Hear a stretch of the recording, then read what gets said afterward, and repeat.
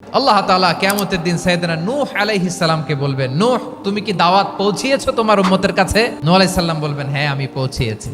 এবার নূহের উম্মতকে আল্লাহ জিজ্ঞেস করবেন, এ নূহের উম্মতেরা তোমাদের নবী নূহ কি দাওয়াত পৌঁছিয়েছে? নূহের উম্মত বলবে, না আল্লাহ, আমাদের কাছে কোনো সতর্ককারী আসে নাই, কোনো নবী টবি আসে নাই, কোনো দাওয়াতও আমরা পাই নাই, আপনারাও চিনি নাই, জান্নাতও চিনি নাই, জাহান্নামও চিনি নাই। নূহ আলাইহিস সালাম বিপদে পড়ে যাবেন।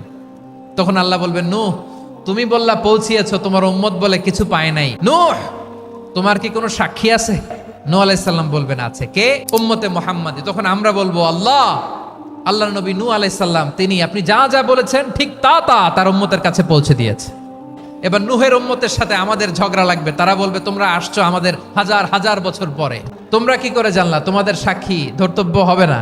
আমরা বলবো, আমাদের কোরআনে তোমাদের নবীর কথা আল্লাহ আমাদেরকে জানিয়েছেন, দিন রাত এক করে তোমাদের কাছে তিনি দাওয়াত পৌঁছেছেন। তোমরা কানের মধ্যে হাত দিয়ে রাখতা, চেহারাটা কাপড় দিয়ে ঢেকে রাখতা, আল্লাহর নবী নূহকে পিটিয়ে ছালা দিয়ে পেঁচিয়ে তোমরা পাহাড়ে রেখে আসতা, সব আমরা জানি।